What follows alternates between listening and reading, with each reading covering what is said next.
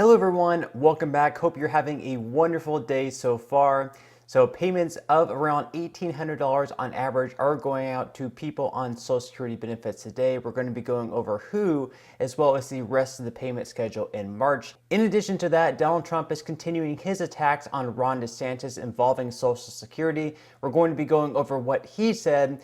And finally, we take a look at why the 2024 COLA may actually be lower than expected and fall short of expectations. Now, before we get into the main content of today's video, if you wouldn't mind helping me out real quickly by just giving this video a like, that just helps out with the good old YouTube algorithm. And also consider subscribing to my channel if you have not already.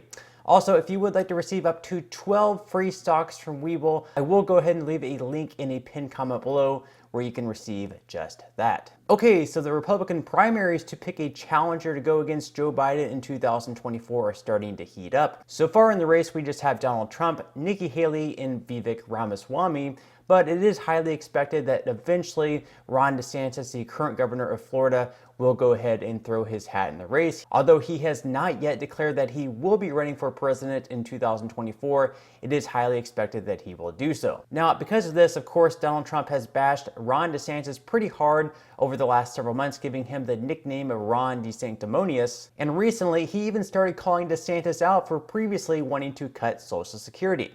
So in a post on Truth Social, Trump said, "Great numbers in New Hampshire. They are smart up there and will never vote for a disciple of Paul Ryan, who worked hard to cut Social Security and Medicare and raise the minimum age of Social Security to at least 70, or a nasty and selfish governor who should have run for the Senate instead of wasting time and money running for president, where he has zero chance of winning." So here is a recent poll in New Hampshire, where Trump currently holds a 41-point lead, 58% to 17%. So Trump is winning pretty heavily over DeSantis in New Hampshire.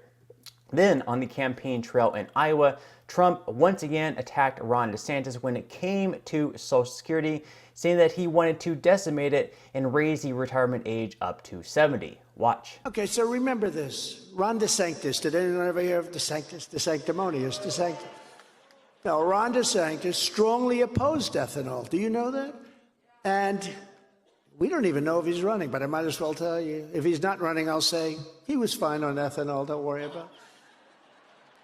He strongly opposed ethanol and fought against it at every turn, and he's going to do that again because people that come out early for something, that's where they go. That's what it is. So, he may do something politically, but he was very, very bad on ethanol, and he fought it all the way, and he also fought against Social Security. He wanted to decimate it and voted against it 3 times. Voted against Social Security. That's a bad one. A lot of people don't know that, but I think they've been finding out over the last 4 weeks. One of the reasons that we're zooming in the polls, perhaps. Maybe that's one. Maybe it's other things, too. It's really based on what we've done, I think. And on Social Security, well, we're at it. He wanted the minimum retirement age to be lifted to people that are 70 years old, a substantial increase over what it is right now. That's a big increase. And he also voted to severely cut Medicare. I will not be cutting Medicare, and I will not be cutting Social Security. We're leaving the age where it is. So who knows how these previous comments made by DeSantis are going to affect him in the polls. Social Security is definitely one of the third rails in politics where you really can't touch it. If you say anything negative about it, people are going to instantly think that you want to cut it. So this may actually end up hurting DeSantis pretty heavily and make it so Trump once again wins and faces off with Joe Biden in some sort of a rematch. But according to Newsbreak, Florida Governor Ron DeSantis distanced himself from his previous support for privatizing Social Security and raising the retirement age in response to prospective future political opponents seizing his prior approval. As a congressman, DeSantis supported non-binding budget resolutions that would have raised the eligibility age for seniors to receive federal benefits from 65 to 70. DeSantis' attempt to openly reverse a stance fundamental to the fiscal conservatism that characterized his early political career comes at a time when former President Donald Trump turned to support Medicare and Social Security. Then we can see an article here from CNN. DeSantis says GOP will not mess with Social Security as Democrats and Trump slam his past support for privatization. Florida Governor Ron DeSantis on Thursday distanced himself from his past support for privatizing Social Security and raising the retirement age as potential future political foes seize on his previous ideas for the popular retirement program. He said, quote, "We're not going to mess with Social Security as Republicans."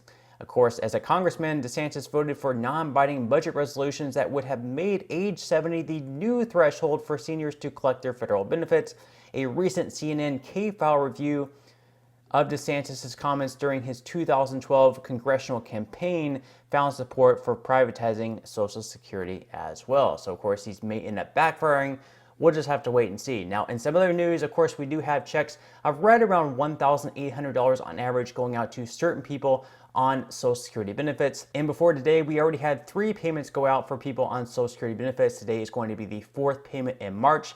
So on the 1st of the month, we had people receiving SSI benefits receive their first payment. People on SSI are actually going to receive another payment the last day of March on the 31st. That's going to be a Friday. So recipients of SSI payments receive their funds on either the first or last day of each month, with payments distributed on the last day of the month if the first day falls on a weekend. Individuals who began receiving their Social Security payments prior to May of 1997 received their benefits on the 3rd day of each month.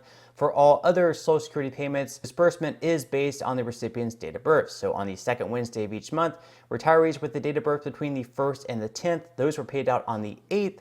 Then on the 3rd Wednesday, that's going to be today, beneficiaries born between the 11th and 20th. So if you were born between the 11th and 20th, you're going to be receiving your payment today. And then finally, on the 4th Wednesday of each month, it's going to be for retirees born between the 21st and 31st. That's going to be next week on the 22nd. And then finally, on March 31st, the last day of this month, SSI recipients are going to receive that extra payment, that bonus payment, only because April 1st is actually going to be falling on a Saturday. And like we mentioned, anytime that the 1st of the month falls on a Saturday, a weekend, or a holiday, SSI recipients receive their payment the day before. So that's why in certain months, SSI recipients may actually receive 2 payments.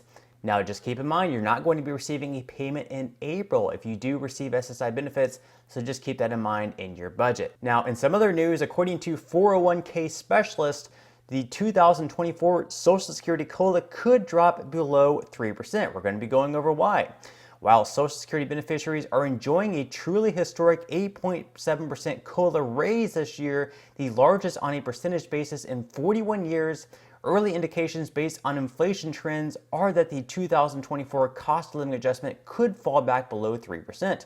February inflation is measured by the Consumer Price Index for urban wage earners and clerical workers. The same index that's used to calculate COLA has moderated to 5.8% from 1 year ago, according to figures released today by the Bureau of Labor Statistics.